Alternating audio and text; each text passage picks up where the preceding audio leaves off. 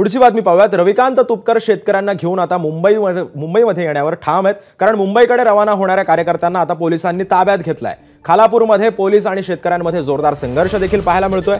Gate तोडून आज जाण्याचा शेतकऱ्यांचा प्रयत्न आहे, तर रविकांत तुपकर आणि कार्यकर्त्यांना पोलिसांनी आता ताब्यात घेतलेला आहे आणि याचाच आढावा घेतलाय आमच्या प्रतिनिधींनी। पाहूयात।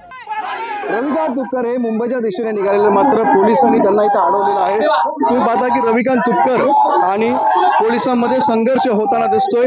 खालापूर या ठिकाणच्या एका मंदिरामध्ये आहे ते त्या शेतकरी आंदोलन थांबले होते आणि यानंतर मुंबईच्या दिशेने हे आंदोलक निघालेले आहेत। मात्र सध्या तुम्ही पाहताय या मंदिराचं आहे ते गेट पूर्णपणे बंद करण्यात आलेलं आहे, गेटला लॉक लावण्यात आलेला आहे आणि या ठिकाणी पोलिसांच्या माध्यमातून आहे ते अडवण्याचा प्रयत्न चालू झालेला आहे। रविकांत तुपकर आणि शेतकरी यांना या ठिकाणी अडवून ठेवलेला आहे, तगडा बंदोबस्त ठेवलेला आहे।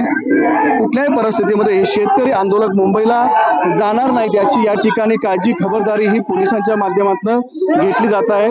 संघर्ष होताना दिसतोय, त्या ठिकाणी पोलिसांनी संपूर्णपणे शेतकऱ्यांना अडवून ठेवलेला आहे। शेतकरी आक्रमक आहे, मुंबईमध्ये जाणार अशा प्रकारची त्यांची भावना आहे।